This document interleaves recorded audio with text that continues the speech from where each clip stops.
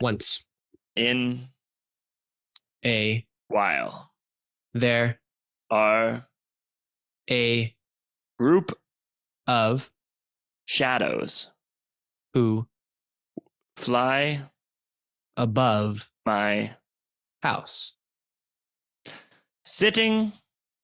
On. The. Porch. I. Watch. These. Shadows. To. Calm. My. Children. Every. So. Often. A. Shadow. Decides. To. Step. Into. My. House. And. Take. Some. Children. This. Makes. Me. Feel. Worthless. Someday. I. Hope. To. Be. One. Of. The. Shadows. Yes.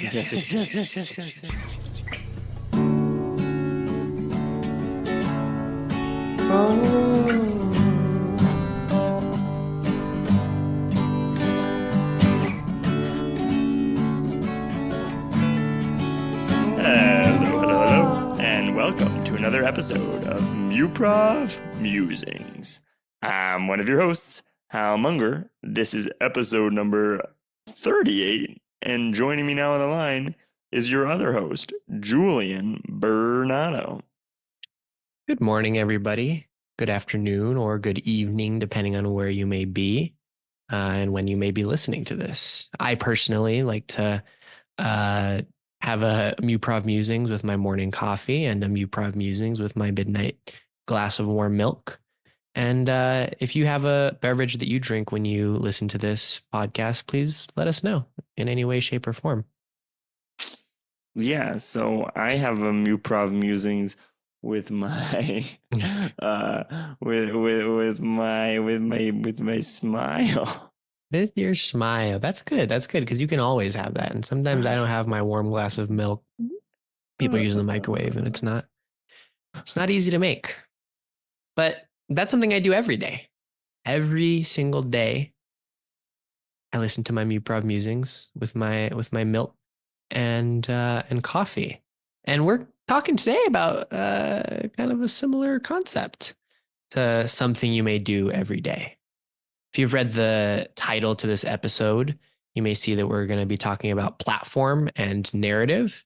You may see this and say, platform and narrative. Okay, I know this. I'm a Muprov Musings avid viewer. I watched the Hero's Journey season, yada, yada, yada. And so there are some new things, but I think it would be accurate to say that this is like one of the more beginner episodes. Yeah, if you're, I think of the parts of fundamentals that are, some parts of fundamentals are, this fundamental that you revisit and you get like, it levels you up from being a pro to being the best or something like that. And some fundamentals are so fundamental that you actually do learn them right at the beginning of when you're learning things.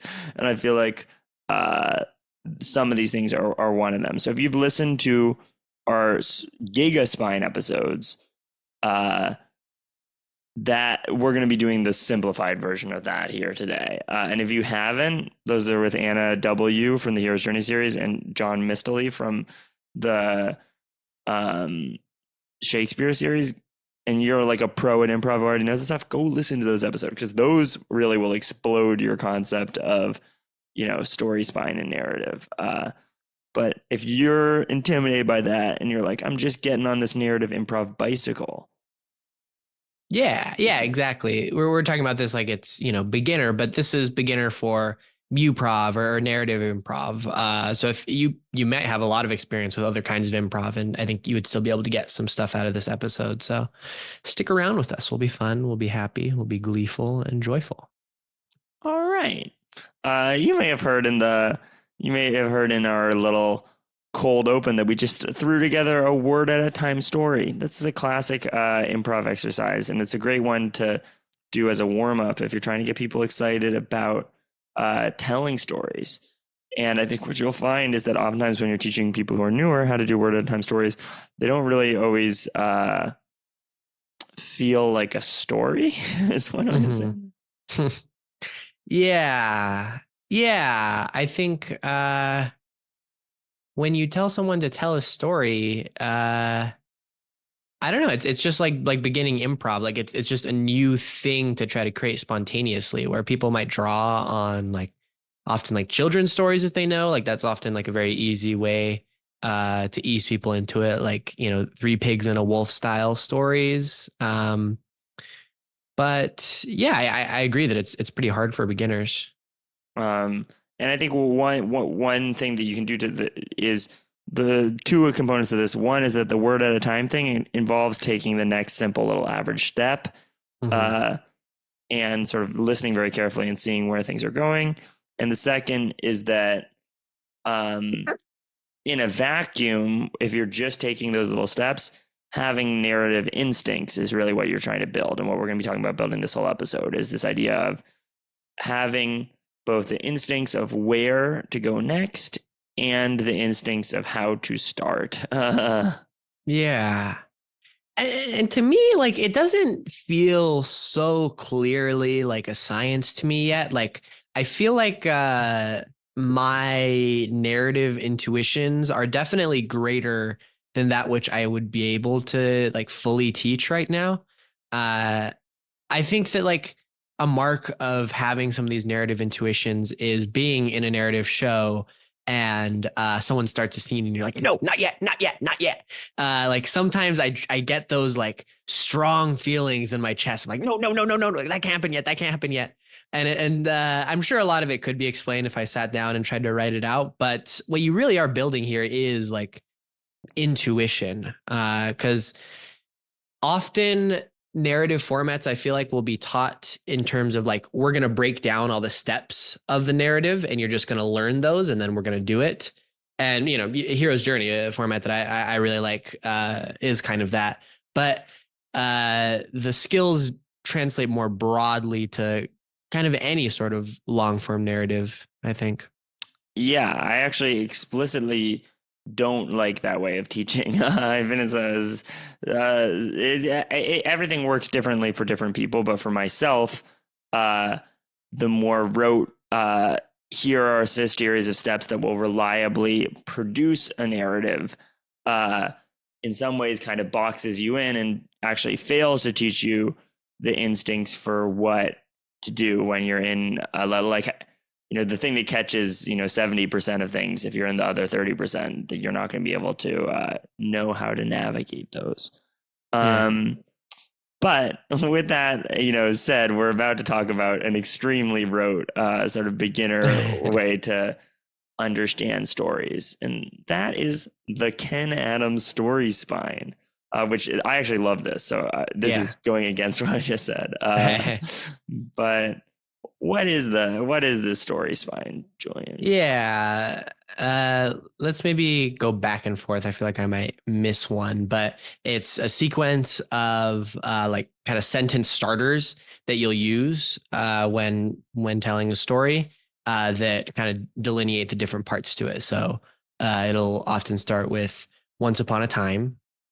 Uh, and so once upon a time, blah blah blah blah blah, and Mm-hmm. every day, blah blah blah blah Blah, blah, blah, blah, until one day, blah, blah, blah, blah, blah, blah, blah. and because of that, blah blah blah blah blah blah blah, And then you'll hit a lot of, and because of that, blah, and blah, blah, because of blah, blah. that, And because of that, blah, blah, blah, blah, and blah, because blah, of blah. that, until one day.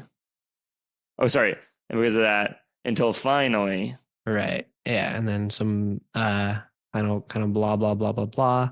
And then and ever since that day, blah, blah, blah, Blah blah, blah blah blah. blah.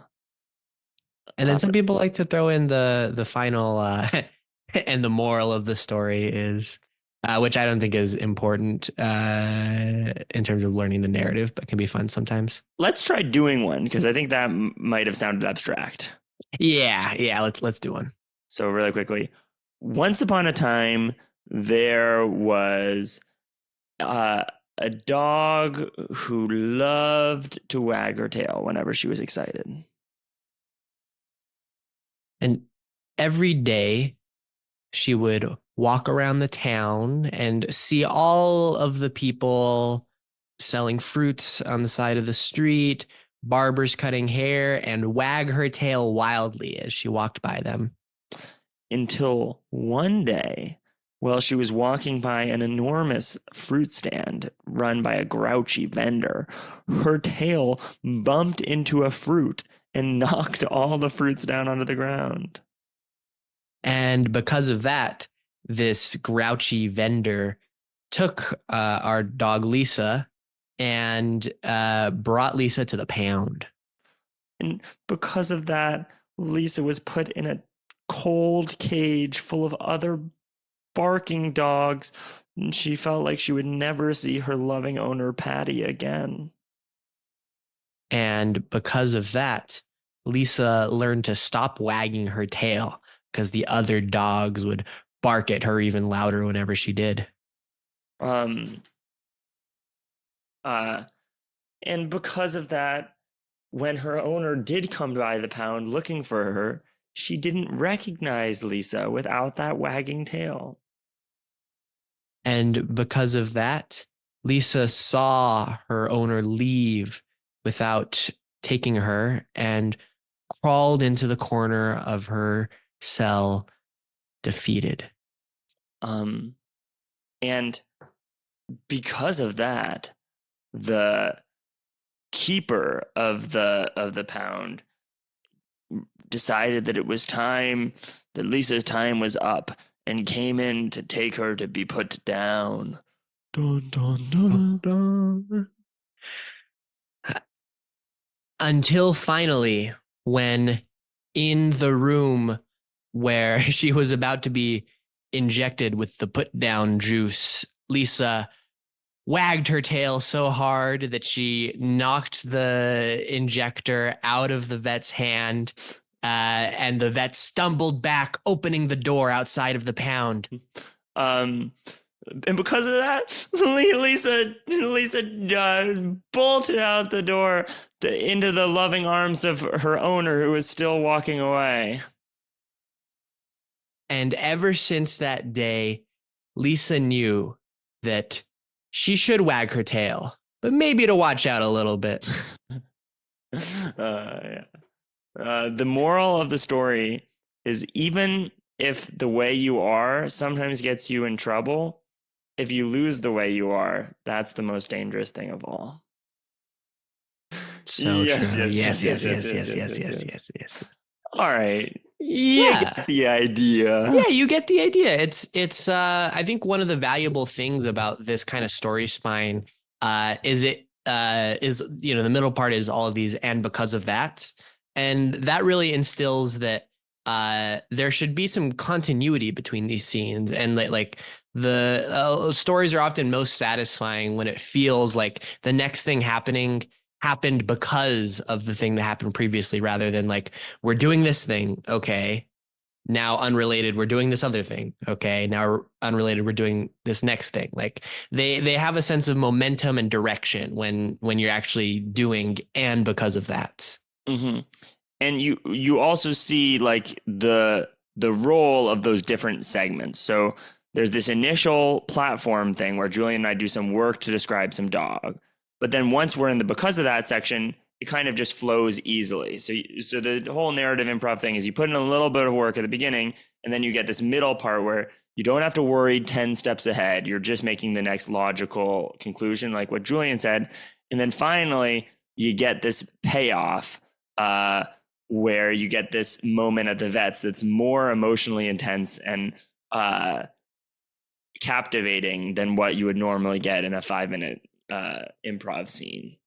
So those are the three kind of pieces of why you're doing these delayed gratification, where you're getting the payoff for establishing the information at the beginning. Yeah. And like the information that you establish at the beginning should like be present throughout and should inform all of the things that happen. I think like there are kind of two ways in which the platform is often used later in the story. There's kind of like the continuous aspects where we're just defining this character that, obviously if we're going to be following this character, they're going to be the same character. And so they exhibit some of the same traits. But then also, often you'll like your character will be in a different place throughout the like middle chunk of the story, and so you can pull little details that weren't even important from the platform, and if you pull those out towards the end or just somewhere in the middle, they're often very satisfying for people to watch. Mm-hmm. Yeah, like I mean, obviously, here her wagging tail kind of carries you through this whole story of like, even though she loses that detail from the beginning, it's crucial and coming back at the end to save her. And I was very delighted when in that story you used the whole fruit stand thing to be the thing that got her into trouble. 'Cause, I had mentioned, oh, she walks by the fruit stands, and it's a little microcosm of the improv where you just come on. I was just trying to say what would even be in a city, but then that can totally inform what the like call to action is. Yeah, and in this way, you don't. I think the main reason that a lot of people don't like narrative improv or are scared of it is this idea of uh, people trying to write in their heads of like, this is what's going to happen 4 scenes from now, and like not listening to the other person. But there's a way in which you can work together, the way Julian and I just did, of like, yeah, just giving these offers of, oh, there are these fruit stands and stuff, and if I had planned ahead before I heard Julian's, I wouldn't have been able to. I wouldn't have done something as good as what I did because it came from Julian's idea of this fruit stand. Yeah. Yeah, the like sequential nature of this one really demonstrates the shared control as well. And like very literally, if you are like running a fundamentals course or just want to learn these skills, often you'll do this kind of in a circle with more than two people. But you can you can kind of do it with any number of people you want. That's greater than one. Mm-hmm. And you can also, like everything, you can side coach and give feedback and see the points in the story where the story, because when people are newer to this, oftentimes the stories can kind of go off the rails or get lost and not have that arc that can feel really nice. If you establish a thing, you get into trouble, you're like, there's some sort of emotional conflict, and then it's resolved in some way by something from earlier. Like that's a great feeling. And as like one of the final notes for this exercise, it's super easily modulated as well in terms of how long you want it to be. So, we did like I think a pretty average length for how I've seen this exercise done. But I remember when I was first teaching Hero's Journey, I had people doing these very long story spines in this format for one of our practices where, it was like, and like the way that you modulate it is either you can have this like very long story that has like sequences of winding events, or you can really ask people to color in a lot of the detail at each step, and instead of just like, oh, the grouchy owner brought Lisa to the pound, could be like, oh, the grouchy owner like grabbed Lisa and threw her in the truck. And then the next person says, where the truck went, and yada yada yada. But you can blow up this in kind of either direction, like at the macro or the micro scale. Yeah, our giga spines take the course of a whole show, and we, rather than being like in one day because of that, or like making this intentionally, we just say what happens in every scene, and that's a very useful skill to develop. But this may feel like a tool that's only generating like kind of fairy tales or that kind of thing, but actually you can develop very complex narratives by having multiple characters kind of going through their own story spine at the same time and interacting with each other. And I feel like the fundamental difference between like this longer form narrative improv, like the show is an hour long, versus the shows that you see that are 30 minutes or 15 minutes, is often actually created by having 4 or 3 let's say 3 20-minute long shows that are all woven together, and the characters are interacting. So that's another way that you can kind of get at this. Yeah. Yeah. Like I think this exercise might have to be slightly modulated if you want to be able to incorporate like doing this exercise with kind of multiple characters. But I don't think it would be hard to conceive of talking through how you would do one of these uh, long shows or long stories that incorporates characters who like aren't necessarily interacting at the beginning. Hmm. Yeah. And we love reverse engineering on this podcast. Funnily enough, the Storyspine that was created by Ken Adams was made to try to improvise, full length plays, and it was done similarly through this reverse engineering of like looking at existing stories and trying to boil down what's going on to simple steps. Uh, but there's also reverse engineering, which is looking at existing stories and seeing how these models work in action. Yeah, yeah. I'm a little lost on the reverse and the engineering of it all, but the big message here that is I wanted to include this because this is something that's very regularly brought up at like around this point in like the TAPS 103 class, the like intro improv class at Stanford. But as an improviser, this really stuck with me. But as an improviser, and especially as like a muproviser, somebody who wants to do narrative, it is your mission, it is your duty to go out there and consume stories. Uh, you are just going to be so much better at creating narratives and building this intuition for what comes next if you actually consume stories. Like if you want to become a musician, you probably can't. You got to listen to songs, right? You got to know what music sounds like. And in the same way, you should be consuming narratives, be it through TV, movies, or books or Hmm. whatever. Yeah, and specifically like picking mediums that Julian just listed a bunch, but that make sense for the shows that you're putting on. Like every Mm-hmm. time, like when we were doing Disney Channel original movies, we watched like 4 Disney Channel original movies. I hadn't seen like any before that. Yeah. When we were, doing Shakespeare, I've been watching a lot of Shakespeare plays online. Uh, and yeah, what you're trying to go for, because um, I think that reading books may originally be like, wait, what does this have to do with improv? But it's actually hugely relevant if you want to play in a way that is, specifically writerly or verbal with a importance put onto the way things are said, and then Yeah. also watching plays, yeah, even if they're like Yeah. free local productions or things that your local college is putting on or stuff like that, um, will actually teach you staging effects and directorial work as well as just the narrative thing of like how do you uh, you know accentuate a narrative with directorial work and technical effects as well.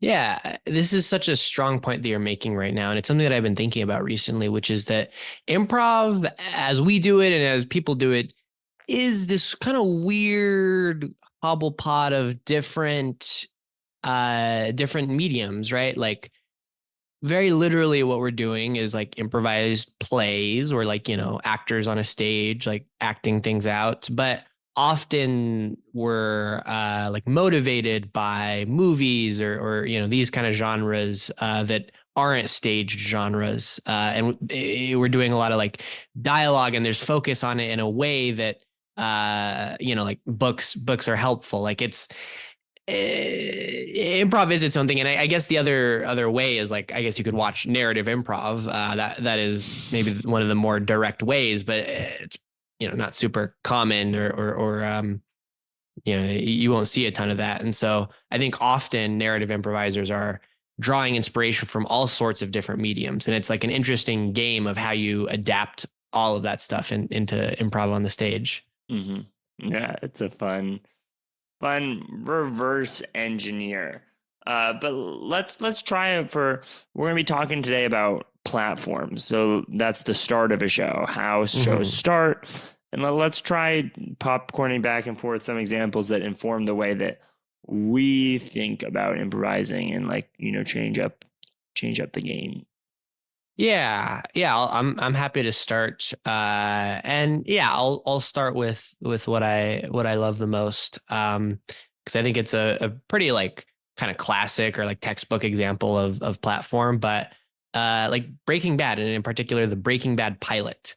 The Breaking Bad pilot starts with Walter White being well, there's the little in media res starts with him, driving the RV and pulling out the gun and stuff. But when we actually cut back to like the beginning after the intro, it's him lying in bed, awake, looking at his like award, his science award on the wall.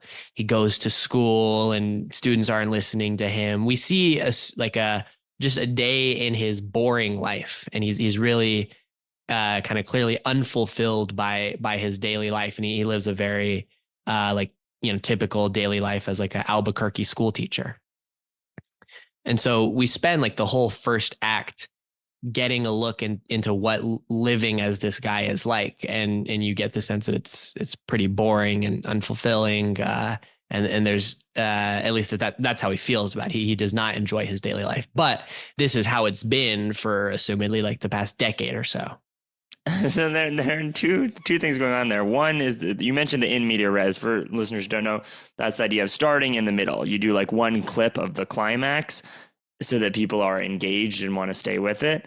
And then you jump back to kind of Boringville. And oftentimes for shows, even if you don't literally start in the middle, if you can start with, some sort of burst of energy so that people are like kind of bought in, but then quickly lower it, that can be an effective way to start. But the crucial part of it is this idea of at the beginning of the story, if you can start somewhere more boring, more low energy, or can get there very quickly, then you will have this runway to build up. Mm-hmm. And if you want to achieve that nice arc of it feeling like it's getting more and more exciting as the show goes on and peaking at a climactic moment, a great way to do that is to start from somewhere that has room to expand. Mm-hmm. Yeah, and it's so that's why I think Breaking Bad is like a very classic example. So we're gonna also talk about some examples that maybe start in the interesting place and then maybe go to a more boring place. But um, the classic and definitely like easiest way if you're getting into this is start a little boring so that you have some space to get more interesting. Mm-hmm. And Julian loves to actually coach people to do explicitly boring scenes where nothing is happening. Because if you're a good improviser and you're used to doing scenes in a normal context, where that scene ends at the end of its scene, you're gonna have your foot way too fast on the accelerator. You're gonna arc out some big thing, and that character won't have room left to go or places left to go afterwards. It's like those cars that are built to get exactly across the finish line or whatever. You're kind of on that mode. So dialing it down at first and being like, these scenes have to be boring. Nothing is allowed to happen in them. We just want to see the most boring scene between two people is an interesting way to start. And what did you call that, Julian, earlier? It was a delightful name. Oh, I remember I was making some reference like you're an NPC or like a background character. Or what do you say? What was your hose metaphor? Oh, nozzle. Yeah. Yeah. So right, the concept here is like pedagogically, right? It is very hard to get people who are used to going on stage and within 2 minutes, like having a game, having characters, having all this, to be able to sit in a scene and like not do that much. So yeah, I like to start very boring, explicitly, like maybe if nothing happens in this scene, but it's this nozzle, right? Where uh, the aim here is to do a platform, and I don't even know if we've strictly defined platform, but like we want to establish what the day-to-day, what the normal situation is like in this universe, with these characters at least. And so often the easiest way to do this is for that like day-to-day life to be like relatively boring, like Breaking Bad does it. But it's a nozzle of sorts, right? Because some stories start way more interesting, but that is just the daily life of those characters, and we just move somewhere else. And so as you become more comfortable with this like platform concept of being able to sit in scenes without like adding plot, basically, you can lift your hand off of the nozzle and allow yourself to engage in more interesting platform scenes, but with the knowledge in mind that you are not adding any new trouble, you are not, creating plot yet. Yeah, and specifically that nozzle metaphor is this idea of if you block part of a hose, you can get water to shoot much stronger out of a different part of the hose. So by taking away the ability of the scene to be interesting, that's the only way that you're going to get people to initially have water flow out of the pipe of platform. And then, yeah, you're hoping to eventually put that back. But it's an interesting way to start. So if you're boring and you achieve the idea of not doing anything, what is the next step after that? Of now we're not doing anything. What's the next thing that we're trying to get the audience to get out of the scene? If we're still in boring land, what's a useful thing to set up for the future? Yeah, so kind of the main utility of platform, or one of the main utilities, is getting out information about the world and about the characters. And these can be thought of as separately, especially if you have some sort of protagonist format. But you want the audience to know just what are the details of this world. If we think back to our story spine, right? We established a little bit. We established that Lisa is a dog. And that Lisa likes to walk, and that this story is going to take place in like a town, and that there may be fruit stands and whatnot in the town.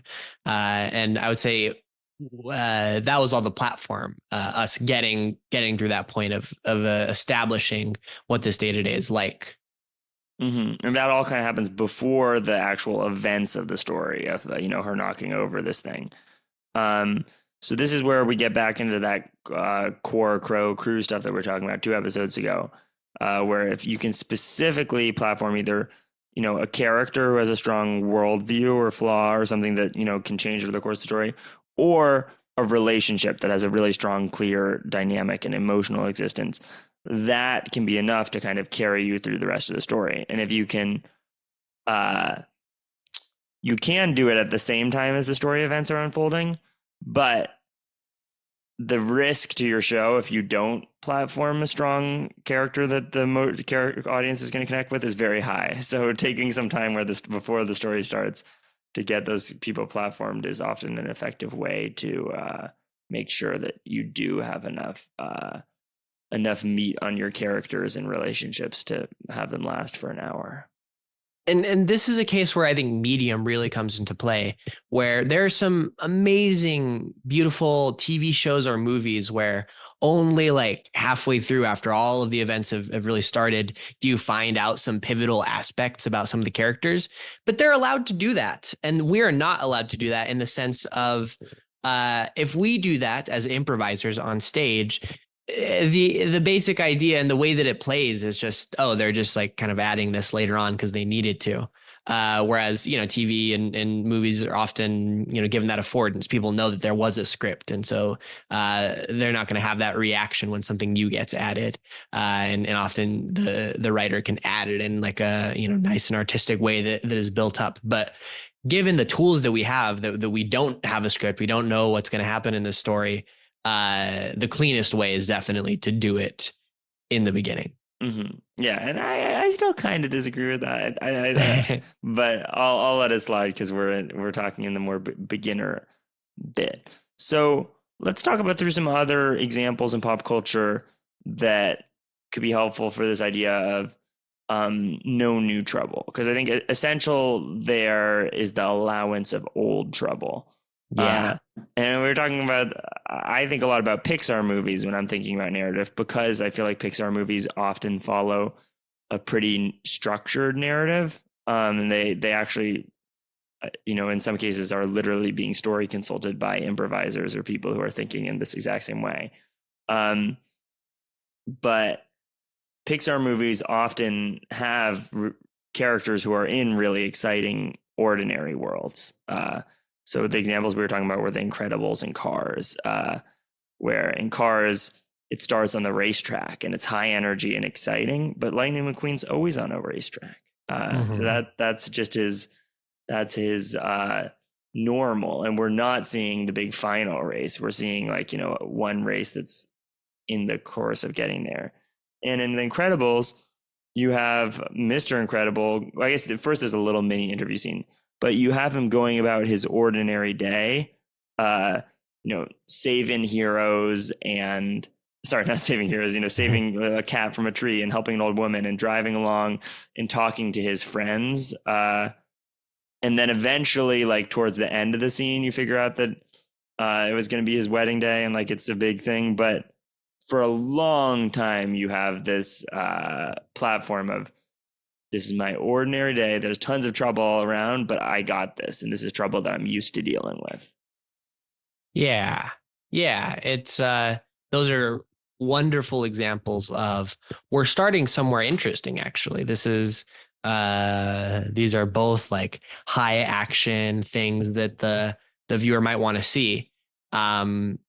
But this is the day to day for both of those characters. Both of those characters are kind of like superstars, and their journey, their story is often about them, maybe gaining some humility or gaining some appreciation for the day to day, the family, the small town kind of stuff. And the way that those stories do it, it kind of fuses, like we were talking about with in media res, you want to be able to get the audience hooked early on, oh, wow, this story can go in an interesting place. And I think that the way that they do it, of having the platform be in an interesting place, is a fun way to do it. And kind of folds it in without having to add this maybe extra clunk of an in media res. Yeah, and that's sort of the second level of the nozzle of can you have the energy be high without being distracted or without, the plot starting right away? Can the bad guys that you're fighting in the first scene not be the biggest bad guys that you're facing?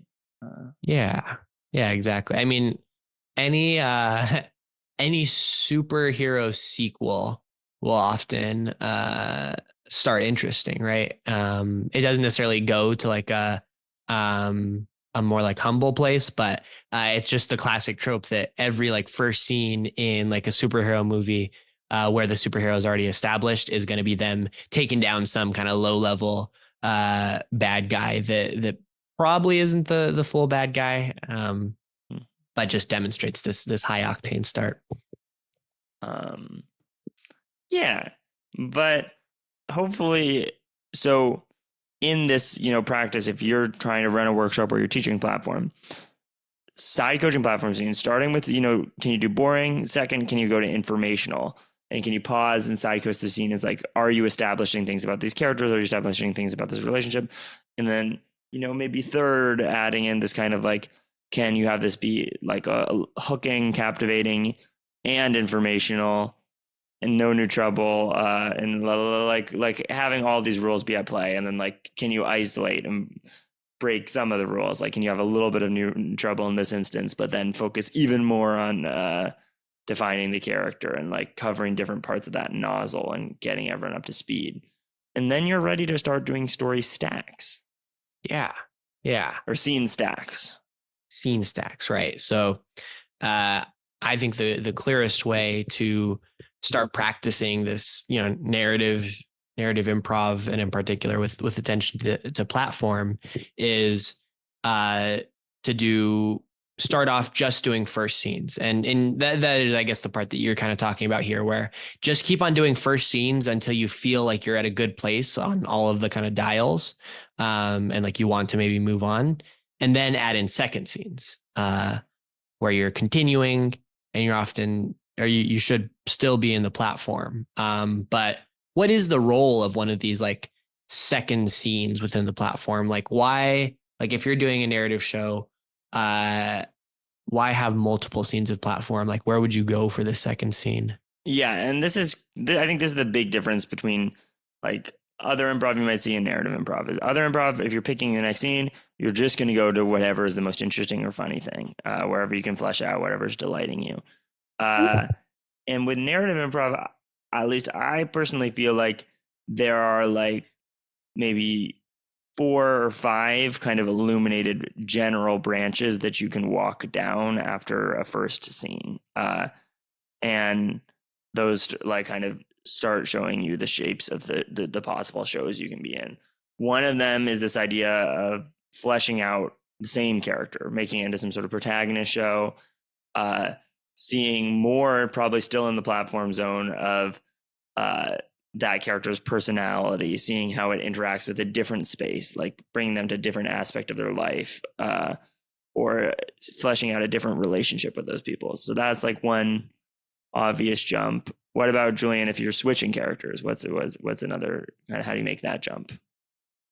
Yeah, if you're switching characters, it's often nice to have this other character or set of characters in like a pretty different or unrelated place to the first character. So yeah, you can kind of you might have something different in mind, but one idea is you can just essentially do another first scene, which might be lightly informed by like the universe and the things that are established, but just with a whole new character, and we find out what their deal is.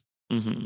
Yeah, exactly. So go somewhere else. Maybe you're trying to establish more about the world, or maybe you're just hoping these paths will weave together.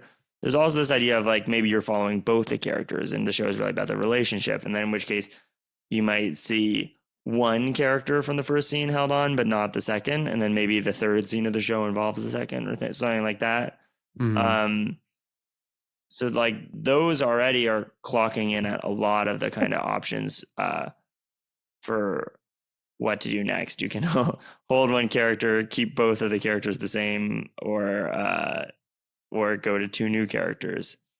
And one I would throw in the hat, depending on what kind of story you're doing, is it's often fun to scene 2 might be a little early, but might not, to see like a villain or something. If this is a format that involves like a villain who is counter to the protagonist, could be good to see them. Star Wars starts off with it. You don't even see Luke in the first scene.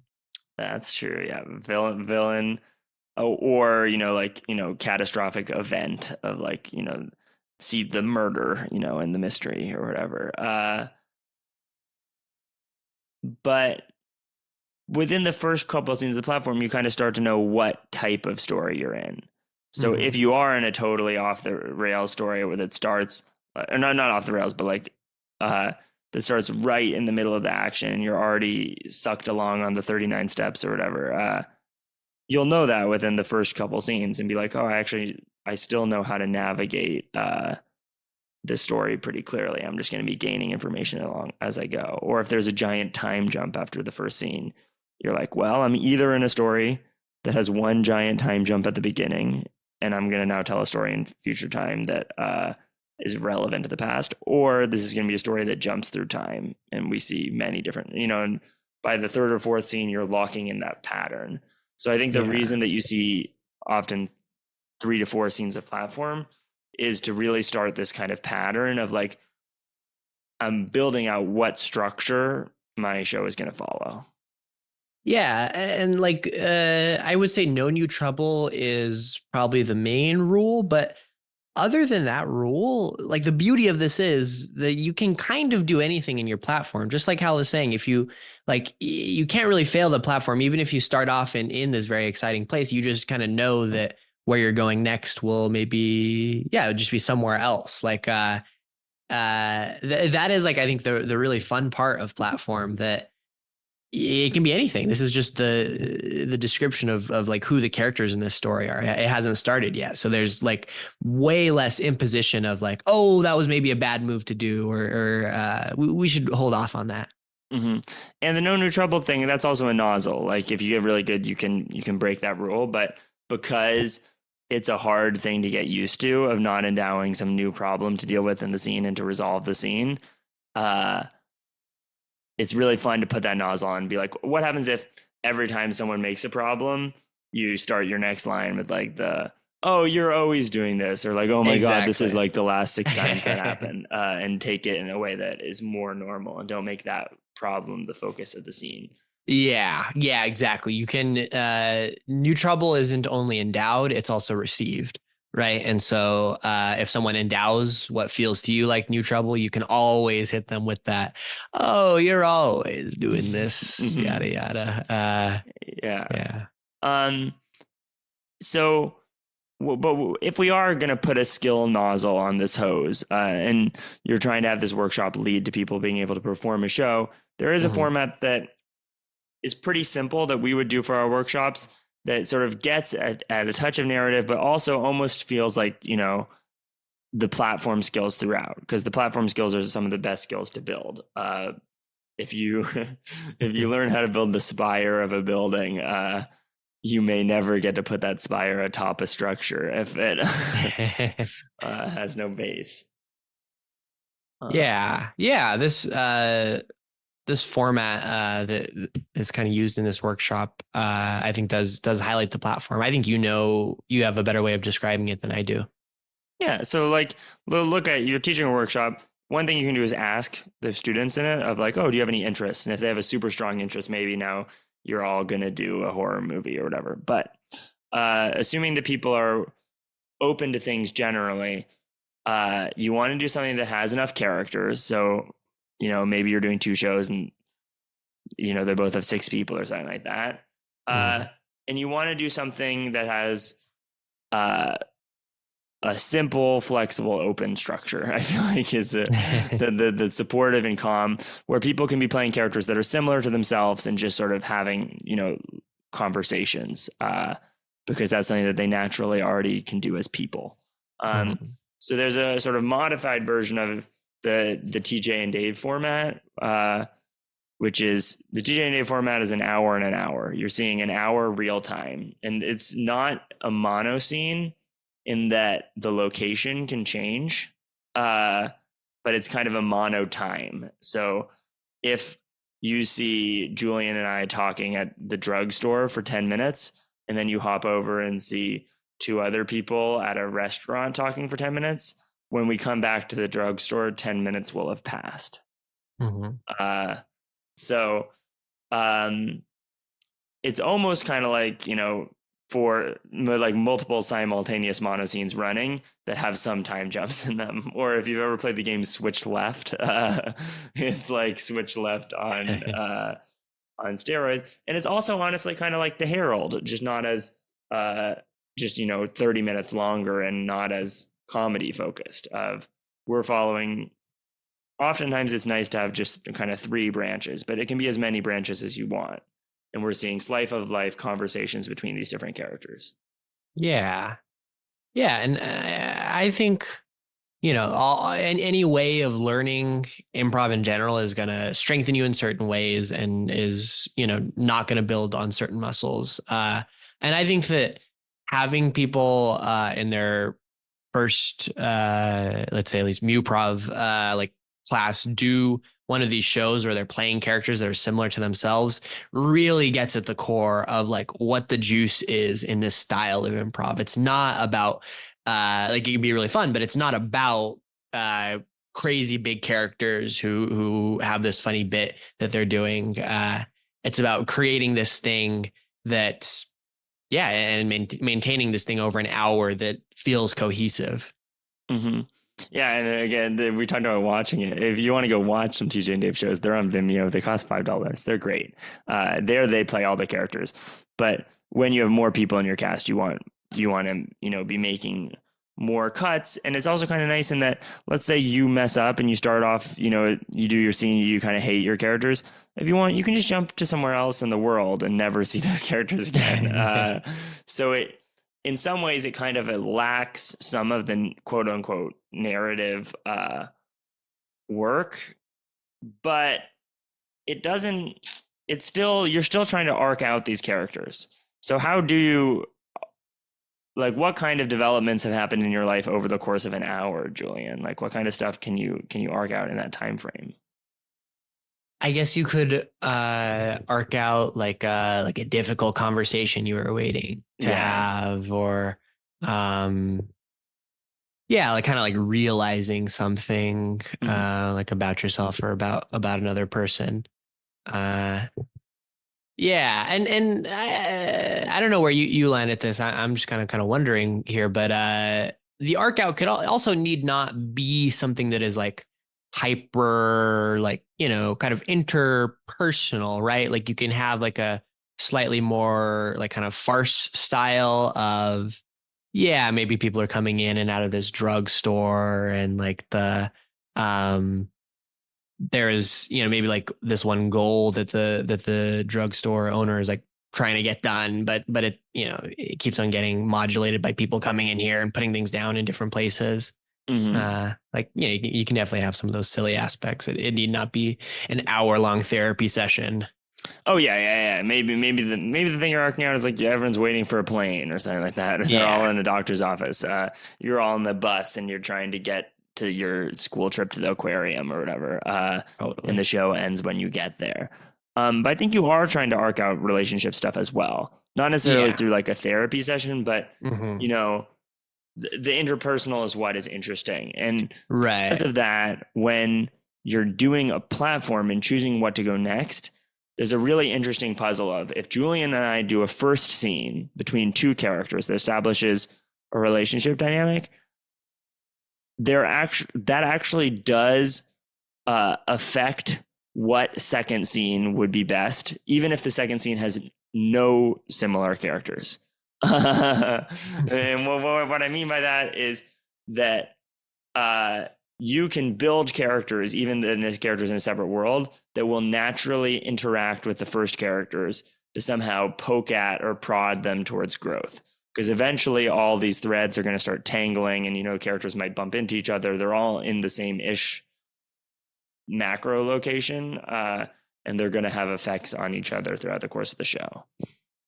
Yeah, and this is probably new, but I also think been hearing and thinking about this a bit that a lot of like the game or like kind of herald skills can come in here, right? You're in some sense you might be taking this first scene and thinking like kind of what is like the kind of striking or compelling thing about their relationship. It's just you want to treat all of these like characters more tenderly than you would in kind of a different format. You want to treat these as probably like real people whose like actions have realistic consequences, but you still might be using the same muscles of like reading the scene and then getting some ideas. Oh, what would be interesting situations to put these characters in? Mm-hmm. Yeah, and part of that is the foiling thing, right? Yeah. Where if the first two characters are just living their status quo life and they're similar and content, uh, a really easy way to be like, oh, narratively, what will be interesting is potentially if they bump into someone who's a foil in some way of like counteracts them either by being more extreme than them or by being countered. So Yeah. if you get this old couple who's looking to relax and then your next scene is about young people who want to play loud music, like there's naturally going to be a story there once they start interacting. Yeah. Yeah, exactly. um, what if, and we talked about this with Shakespeare, either point your love arrow uh, at someone, like if your love arrow is successful in pointing at someone, then your next scene, you kind of want to establish some sort of problem or reason why you can't be together. Uh, Hmm. but what about the other option, which is the unrequited love? How does that work in a first scene of like, if you have a couple who's fighting, or if you have someone Yeah, whose just mother two doesn't characters understand who them? chafe, right? Yeah. Yeah, I think the next step is, yeah, how can we bring these characters together? Is like where I would immediately go with it. Like if we have like a landlord and a tenant who like clearly in the first scene are like always bickering and have these issues, maybe there is some greater foe in the next scene who's gonna come onto the stage like the big rental company who's going to come in and be both of their enemies, and it might bring them together. Hmm. Like if we're focusing on the interpersonal, then seeing how the shape of the interpersonal changes, I think is one of the most compelling things. And so just try to think about how you could take what exists currently and change it. Yeah. Another really good one is just the double foil of uh, even if it's in the next two different scenes, you can foil each of those characters in a different way. And because we want to start intermixing characters at some point, Mm-hmm. uh, it's often cool if at the end of your first three platforms, there are pairs where you're like, oh, I really want to see those two characters find some reason Yeah. why they both go to the bathroom at the same time or whatever. Um, so if one of your characters is really insecure and they're with their mother or whatever, who's trying to like uh let's say they're insecure, they want to fit in with everyone else around them, and their mother is like, no, you should be yourself. If you platform two other characters in other places, one of whom is like another girl who's like cool or something, who you might want to see interact with her, and maybe another character is, the train conductor or something, who might have some ability to reflect on back on their life and give the mother some advice about how to parent or something, like something like that, of places where both of them can separate and wind up with other characters who complement them, is also a useful skill to start building. Yeah. Yeah. We're pretty close to wrapping, but this is like something that we all have, right? Like everybody in the world wanted to see Batman fight Superman. Like we can all like use this muscle of thinking about uh what are the characters that like we have out there, and what would be fun like ways to see them interact, fun pairings, fun like contrasting character traits, or like together character traits that are just compelling to see. And so just think improv is one of these very fun things, like a lot of art forms, in that it comes down to accessing like your inner delight and thinking about what would be delightful, or inner like interest or compelling or whatever. Like what would be cool to see next. Mm-hmm. Yeah. So the final kind of thing after, you can do scenes, you do scene stacks where you see like three scenes in a row. You can also do scene trees, which kind of gets into Mm. what Julian says of the myriad of possibilities, which is, you do a scene or two scenes, and then you see a bunch of different possible next scenes that all imagine that they stem directly from the second scene of your stack. And that can be a really great way to understand, compare and contrast them, and start to be like, oh, I'm getting an instinctual sense for why scene A is a better follow up to scene 2 than scene Z is, or whatever. You just got to try stuff out. Exactly. Build your intuition and build your like collective intuition too, as like an ensemble of what kind of stuff you are interested collectively in seeing. And let's tease next time. So next time we're gonna more in depth break down the specific format, and that's what Mm-hmm. we're gonna be kind of doing for the rest. We're gonna at some point put a show on. This is gonna be a 10-episode series. So uh, if you're curious to see all this sort of abstract stuff that we're saying right now in action, you're gonna get to do that pretty fast. Oh yeah, big time. And yeah, this is at the core of what I really love about this kind of improv. So get hyped about it. All right. In the meantime, this has been Muprov. Musings. So my sign off is not like a fun thing, but a very interesting thing that has been happening. Not mainly to me, but been happening this week.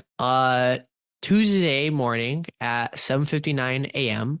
I got a call from like one of my closest friends out here. And he was like, dude, I'm in the hospital. I just got blasted by a car. So one of my close friends out here just got truly blasted by a car. He's been in the hospital this week. I've been visiting and stuff. He's like stable, but like has broken ribs and crap where he's going to be in there for a bit. Um, and yeah, it's just a wild thing. It's been like the big new drama of the week of like, oh my gosh, uh, How did it Josh got hit happen? by a car. The other guy was in the wrong. Yeah, Josh was crossing a crosswalk, Pedestrian? and yeah, he was pedestrian. Um, and and there's a silly detail about it. Josh is super open about talking about it. But uh, which is that apparently the driver uh saw Josh like as he was about to hit Josh, try to jump over the car. Josh doesn't really remember exactly what happened. His head's all messed up about that time. But yeah, apparently he tried to jump over the car. Does he have a concussion? Yeah. Jesus Christ. Yeah, that's awful. Yeah. That's awful. If you It need any sucks. concussion advice, I have that. I've never had broken ribs. Yeah. If you have any concussion advice, he seems to be super like totally. He doesn't care about light, at least. Mm-hmm.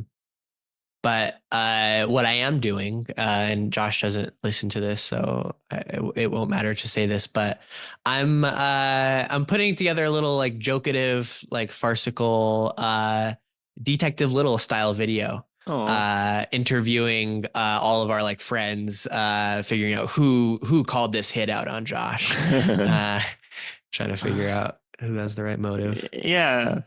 Bringing it back to platform, like probably you don't get hit by a car in the first scene, but if you do get hit by a car in the first scene, that's actually a great and meteor res start of now you're in like a boring hospital. Yeah. And maybe the person who hit you in the car is still coming for you. Or, flip side, you platform, and there's this character who's, super body reliant and has their whole worldview around it. And then they get hit by a car. And now the new world is like, I can't play on the football team because I'm on crutches. And yeah. So it's something. It's not fun. But it's definitely resonant. Big thing. Quite interesting. Definitely send your love to Josh if you have my love. Yeah. Oh yeah. Oh yeah. Luckily his parents are he's from Indiana, so they drove up and they're here. That's good. That can make a world of difference. Mm-hmm. A lot of magical people are hit by cars. Yeah. No, that's true. It means you've got good friends. I know a lot of car people. By that I mean people who've been hit by cars. Yeah, I got an exhaust pipe instead of a booty hole. Sorry. This smells and tastes so good. It's like a odor neutralizer. No fire candle.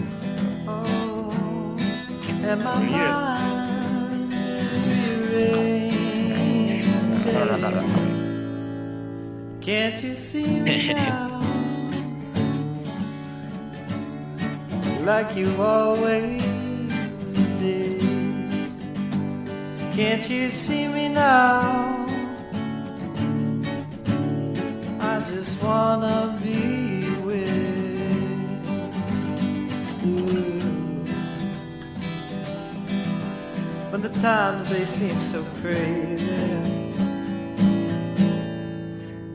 can't you see me now? Can't you see me now? See me now. Can't you see me now?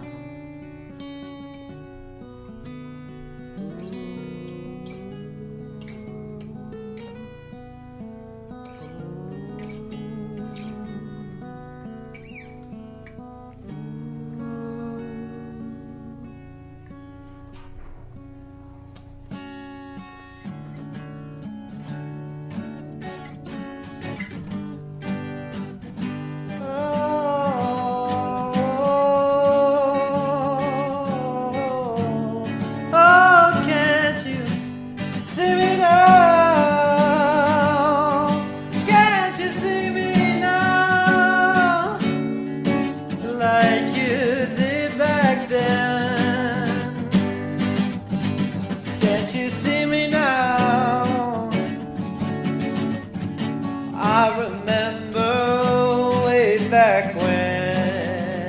Oh, and times they are changing.